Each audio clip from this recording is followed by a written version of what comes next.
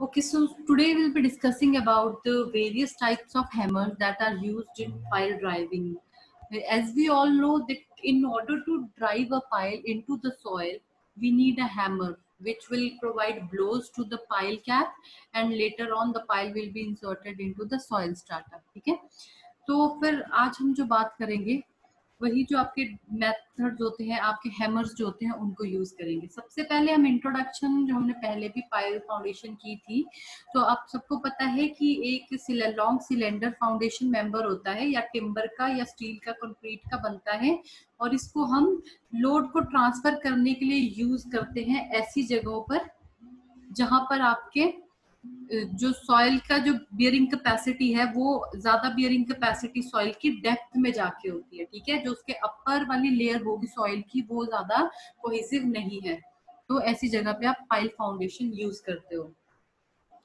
Pile foundation में हमने बताए थे पाइल के टाइप्स। टिम्बर भी होता है, या तो हम टिम्बर को ट्रीट कर देंगे किसी प्रेजर्वेटिव के साथ, या उसको अनट्रीटेड फॉर्म में ही हम यूज करते हैं, या हम उसको कंक्रीट के साथ, कंक्रीट में हम प्री स्ट्रेस्ड को या प्रीकास्ट प्री स्ट्रेस्ड करते हैं, cast in placed with shell करते हैं, या ऑगर्ड कास्ट इन प्लेस्ड करते हैं। ठीक है, स्टील में आपके एच सेक्शन होते हैं, स्टील पाइप्स होती है, और कंपोजिट में आपका एज यूजुअल जो आपका वो होता है कॉम्बिनेशन होता है कंक्रीट और स्टील का, और प्लास्टिक विद स्टील कोर का।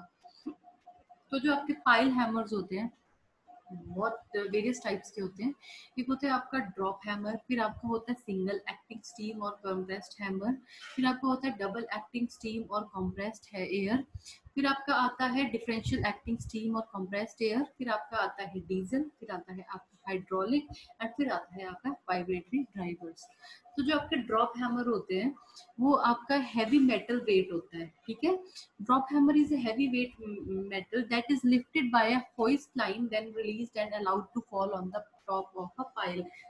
आप एक क्रेन की हेल्प से, एक पुली है उसको आप रोप लेते हो, रोप से आप ड्रॉप हैमर जो एक हैवी मेटल वेट होता है उसको फिट कर देते हो।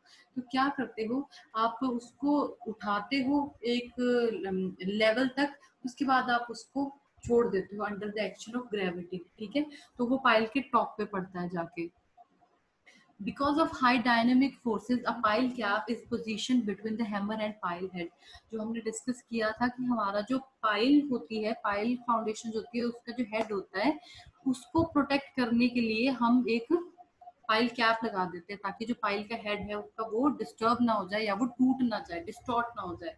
स्टैंडर्ड ड्रॉप हैमर वेट, जो आपका ड्रॉप हैमर है उसका वेट 500 to 3000 पाउंड होता है। It is suitable for driving piles on remote projects that require only a few piles and for which time of completion is not an important factor. तो ये वाला जो hammer है हम ऐसी जगहों पे यूज करते हैं जो हमारे रिमोट प्रोजेक्ट्स होते हैं, दूर दराज के जो हमारे प्रोजेक्ट्स होते हैं। Excuse me, excuse me. तो इन प्रोजेक्ट्स में क्या होता है, आपकी सिर्फ कुछ एक पाइल्स जो होती है वही आपको इंसर्ट करनी होती है। ठीक है, ज्यादा पाइल्स नहीं होती है, और जो वहाँ पे आपको टाइम होता है वो एक इम्पॉर्टेंट फैक्टर नहीं होता, आपके पास फ्री टाइम होता है, आप जितना टाइम है ले सकते हो। तो a drop hammer can deliver 4 to 8 blows per minute, एक मिनट में 4 से 8 ब्लोज जो आपके हैमर है वो दे सकता है। इस तरह से आपका ड्रॉप हैमर आता है, आपका क्रेन के साथ होगा, पुली से ये अटैच किया हुआ है, होइस्ट लाइन जिसे हम कहते हैं, और इस हैमर को जो है हम बार बार रिलीज कर देते हैं। ठीक है, तो उसके बाद आता है आपका सिंगल एक्टिंग स्टीम और कंप्रेस्ड एयर। जो आपका सिंगल एक्टिंग स्टीम होता है इसमें फ्री फॉलिंग वेट होता है, एक फ्री फॉलिंग वेट होता है जिसे हम रैम कहते हैं, उसको हम स्टीम या कंप्रेस्ड एयर से लिफ्ट करते हैं। ठीक है, एक यूनिट होता है जिसमें हम स्टीम या कंप्रेस्ड एयर का प्रेशर क्रिएट करते हैं और उसको लिफ्ट कर देते हैं। When the piston reaches the top of stroke, the steam or in air pressure is released and the ram falls freely to strike the top of the pile. जैसे ही आपका piston top पे पहुंच गया, उसके बाद जो आपका स्टीम या जो एयर का प्रेशर था उसको हम रिलीज कर देते हैं, और जो आपका रैम होता है वो आपका पाइल के टॉप के ऊपर जाके बजता है। These hammers rely solely on gravity acting on the striking weight. कि gravitational forces जो होती हैं वो इसको अट्रैक्ट करती है अपनी तरफ से, ग्रेविटी के वेट के अंदर जो है ये उससे जाके टच होता है पाइल से। The heavy weight strikes with low velocity due to short fall distance. जो आपके हैवी वेट होता है वो उसकी वेलोसिटी थोड़ी कम होती है, क्योंकि जो हम इसके हाइट देते हैं वो मैक्सिमम 3 फीट से 4 फीट देते हैं. Hammers are available in sizes varying from 7,000 to 1,80,000 pounds of energy per blow. Okay, 40 to 60 blows आपके इसके पर मिनट दिए जाते हैं. नेक्स्ट आता है आपका डबल एक्टिंग स्टीम और compressed hammer. The striking ram piston is driven by compressed air और steam both when rising and falling. जो आपका सिंगल एक्टिंग हैमर था उसमें था आपका स्टीम का प्रेशर तब क्रिएट करते थे जब आपके हैमर को उठाना होता था, लेकिन इस केस में आपके हैमर को उठाने के लिए भी स्टीम का प्रेशर क्रिएट करते हैं और उसको नीचे छोड़ने के लिए भी, उसके फॉलिंग के लिए भी स्टीम प्रेशर क्रिएट करते हैं. डबल एक्टिंग हैमर जो होता है वो आपके 95 टू 300 ब्लोज पर मिनट देता है. अगर आपके अगर आपके जो आपका हैमर है अगर उसका साइज लार्ज है तो आपके जो ब्लो काउंट्स होंगे वो कम होंगे, ठीक है, क्योंकि उसका लार्ज साइज है तो क्या होगा, कम ब्लोज में ही वो इंसर्ट हो जाएगा. और अगर आपका स्मॉल हैमर है तो आपके ब्लो काउंट्स जो है वो नेचुरली बढ़ जाएंगे. In comparison with single acting hammer, the RAM of double acting is only 10 to 20%. 90% of its energy is delivered by action of air or steam. अगर आप इनको कंपेयर करोगे तो जो आपका सिंगल एक्टिंग हैमर होता है ना, तो उसका सिर्फ 10 to 20% होता है आपका डबल एक्टिंग हैमर, लेकिन जो इसको 90% जो इसकी एनर्जी आती है वो कहाँ से आती है, एक्शन ऑफ स्टीम और एयर से. ठीक है. Advantages when driving light to medium weight piles into soils having normal friction. आपको लाइट वेट, जब आपको मीडियम वेट पाइल्स जो है आपको इंसर्ट करनी होती है नॉर्मल फ्रिक्शन रेजिस्टेंस वाली सॉइल में, वहां पे आप इसको यूज करते हो. उसके बाद आता है आपका डिफरेंशियल एक्टिंग स्टीम और कंप्रेस्ड एयर. ये आपका मॉडिफाइड सिंगल एक्टिंग हैमर होता है. इसमें एयर प्रेशर यूज होता है उसको लिफ्ट करने के लिए, ठीक है. उसके बाद जो होता है उसको जो प्रेशर है उसको रिलीज नहीं करते हैं, उसको एग्जॉस्ट नहीं करते हैं, बल्कि क्या करते हैं उसी प्रेशर को उसको डाउन स्ट्रोक देने के लिए यूज कर लेते हैं. ठीक है. The number of blows per minute is comparable with that of double acting hammer. उतने ही होते हैं जितने आपके डबल एक्टिंग हैमर में होते हैं, उतने ही इसमें ब्लोज आपके होते हैं. ठीक है. Weight and equivalent free fall are comparable with those of single acting hammer. इसका वेट और इसका जो फ्री फॉल है वो आपके सिंगल एक्टिंग हैमर जितना ही होता है. इसमें आपके दोनों की प्रॉपर्टीज है, सिंगल एक्टिंग हैमर की भी है और डबल एक्टिंग हैमर की भी है. फिर आता है आपका diesel hammer. It is a self contained driving unit that does not require an external source of energy such as air compressor और स्टीम बॉयलर. जो आपके एयर कंप्रेसर और स्टीम बॉयलर होते हैं वो एक्सटर्नल यूनिट्स लगते हैं आपको जब भी पाइल ड्राइव करनी होती है. दूसरे केसेस में जो आपके ये पीछे डिफरेंशियल एक्टिंग हैमर जो है उन वाले हैमर्स में.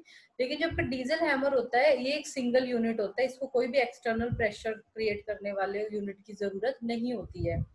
It is simpler and more easily moved from one location to another steam hammer. ये बहुत इजीली एक लोकेशन से दूसरी लोकेशन तक पहुंचाया जा सकता है. ये 40 to 55 ब्लोज पर मिनट देता है जो ओपन एंड हैमर होता है डीजल हैमर. और जो क्लोज्ड एंड डीजल हैमर होता है वो आपके 75 to 85 ब्लोज पर मिनट देता है. It works well in cohesive और वेरी डेंस सॉइल लेयर्स. या आपकी जो कोहेसिव सॉइल्स होती हैं या आपकी जो बहुत ही डेंस सॉइल्स होती हैं उनमें बहुत अच्छा आपका डीजल हैमर उसमें बहुत अच्छे से ये पेनिट्रेशन कर सकता है आपकी पाइल्स की. The hammer may not operate when driving piles into soft ground. ऐसा भी हो सकता है कि ये उस वक्त ज्यादा अच्छे से ना ऑपरेट करे जब ये सॉफ्ट ग्राउंड में डाल रहे हो, क्योंकि इसका जो वेट होता है वो ज्यादा होता है. तो अगर इसको सॉइल में ड्राइव करेंगे तो क्या होगा, ये आसपास की जो सॉइल है वो पूरी डिस्टर्ब हो जाएगी. इस तरह से आपका जो डीजल हैमर है वो इस तरह से आपका यूज होता है. उसके बाद आते हैं आपके हाइड्रोलिक इम्पैक्ट हैमर. उनकी 90% जो है बेटर एफिशिएंसी है, ठीक है, एनर्जी को डिलीवर करने की पाइल्स तक. ये स्टीम हैमर, एयर और डीजल हैमर तीनों से आपका बेटर है.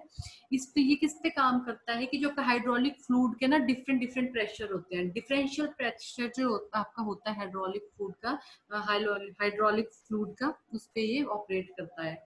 Hydraulic drop hammer ram is lifted by hydraulic pressure to preset height and allowed to free fall. जो आपका रैम होता है वो हाइड्रोलिक प्रेशर की हेल्प से उठाया जाता है और फिर उसको नीचे गिराया जाता है. फिर सिंगल एक्टिंग होता है वो. और डबल एक्टिंग में सेम ऐसा ही होता है कि वो हाइड्रोलिक प्रेशर से उठाया जाता है और फिर हाइड्रोलिक प्रेशर से ही उसको डाउनवर्ड स्ट्रोक जो है वो दिए जाते हैं. हाइड्रोलिक ड्राइवर्स क्या होते हैं? Pressing hydraulic pile drivers which can be used for thrusting and extracting H files. जो आपकी एच फाइल्स होती हैं और जो स्टील फाइल्स होती हैं उनको इंसर्ट करने के ये काम आता है, ठीक है। The pile driver grips the pile and then pushes the pile down approximately 3 feet. तो क्या होता है, ये पाइल ड्राइवर जो होता है ये ग्रिप कर लेता है पाइल को और उसके बाद उसको पुश करता है और अप्रोक्सीमेटली एक बार में ये 3 फीट तक जो है वो नीचे चला जाता है। इस तरह से जो ग्रिप बार बार करते हैं और अनदर पुश दे देते हैं, तो जितनी हमारे को रिक्वायर्ड डेप्थ तक हमें पहुंचना होता है ये इस हिसाब से पहुंच जाता है। It develops 140 tons of pressing और एक्सट्रैक्टिंग फोर्सेस। 140 टन की इसमें प्रेसिंग फोर्स आपको लगती है। ये कॉम्पैक्ट होते हैं, साउंड प्रोड्यूस नहीं करते हैं, बहुत कम इसमें वाइब्रेशंस होती हैं। तो हम इनको ऐसी जगहों पे यूज कर सकते हैं जहाँ पे हमारे पास ऊपर ज्यादा स्पेस नहीं है, ओवरहेड स्पेस जो है हमारे पास कम है, वहां पे हम इन्हें यूज कर सकते हैं।